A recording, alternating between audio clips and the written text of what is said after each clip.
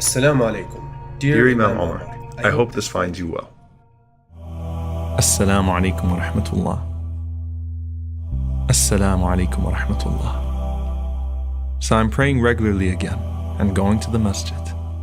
But it seems like every time you walk out the masjid, you've got that guy standing at the door, unassumingly looking around with the infamous charity box.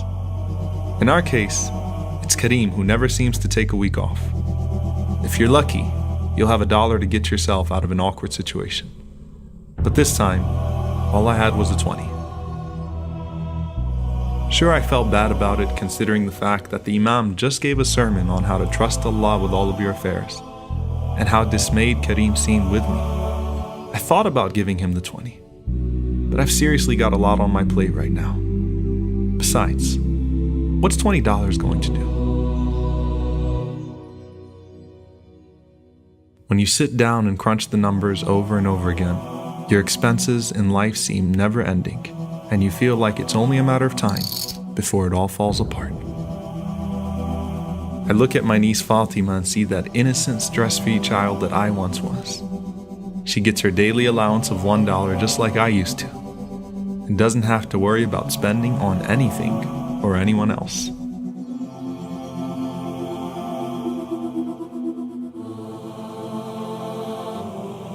She's pretty picky about it too. For some reason, she prefers coins instead of bills.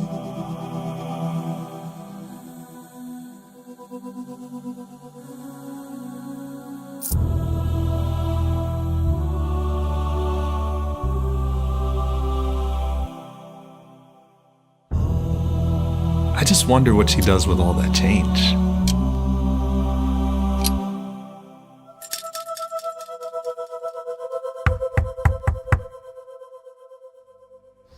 Many times you don't get how blessed and stressless you actually are until you or someone you know is struck with tragedy.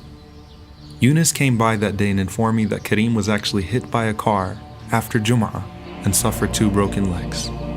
Eunice was collecting money from each member of the community to help pay for his medical expenses. I told him I didn't have much, but Eunice said that so many people were pitching in that anything would count. And suddenly that $20 I refused to put in Kareem's box for the sake of Allah went to Allah for the sake of Kareem. We'd all love to live the lives of the rich and famous, but all that is skewed perception. Besides, Allah can take it away from you in an instant and leave you in a state of desperation, yet with a much needed dose of humility.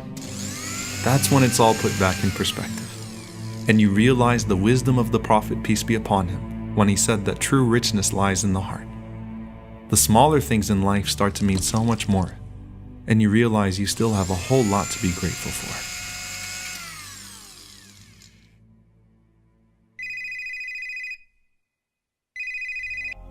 My sister called that day to talk to Fatima as usual.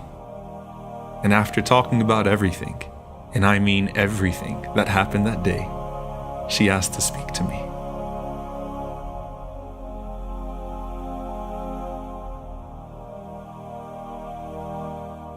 She told me to take Fatima to the toy store and let her do her thing. I asked her what she meant by her thing, and she said all I had to do was take her, and that Fatima would know exactly what to do.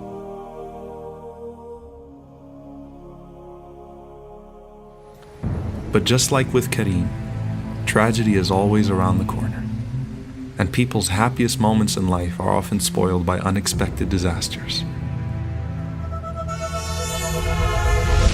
But sometimes Allah spares you in His divine decree to teach you a lesson. And Allah taught me that lesson through Fatima. As her mom said, she knew exactly what to do. Apparently, that second piggy bank is where she would keep her charity money, and every time she'd buy something for herself, she'd also buy a toy for a refugee child who couldn't afford to. Fatima explained to me that if Allah gives you, you should always give back, even if it's small, because it might mean a lot to someone else.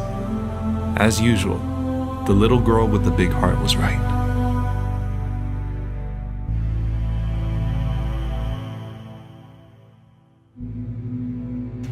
So, as you guys can see here, Ziyara made the mistake that we always make, which is what's this one good deed going to do? What's this $1 going to do? What's this one act of kindness going to do?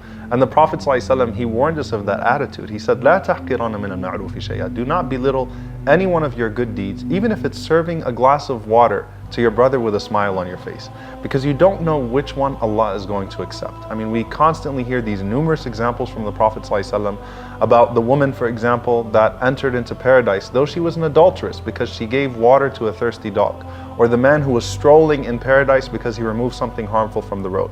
The Prophet ﷺ said, if the day of judgment comes and you have a plant in your hand, even though you know the earth is going to be shattered and you can plant it, go ahead and plant it, because Allah might accept it. And if Allah accepts it, then that's all that we want in this life. That's all that counts on the day of judgment. And that's why Abdullah bin Umar radiallahu anhu, he said that if I knew that Allah accepted a single prayer from me, then I would wish for death. And if you notice all of these different incidents that we go through with the Prophet ﷺ, they all include an act of kindness, an act of charity, an act of service. Why? Because Allah shows mercy to the merciful. And so when you demonstrate, when you display an act of mercy, the most merciful will not let your mercy exceed His.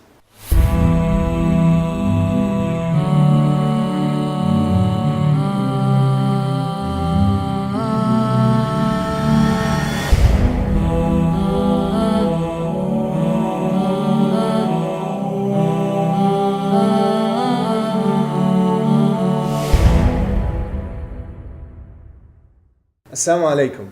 Thank you guys for watching this episode, We thank you all for your support. and we hope that you enjoyed watching it. Share it, inshallah ta'ala, let people know. Make sure you like this video and you share it with your friends. If you haven't watched the previous episodes, make sure you click here. And if you'd like to watch the entire series, then click here for the playlist. Jazakumullah khair. Wassalamu alaikum wa rahmatullahi wa barakatuh.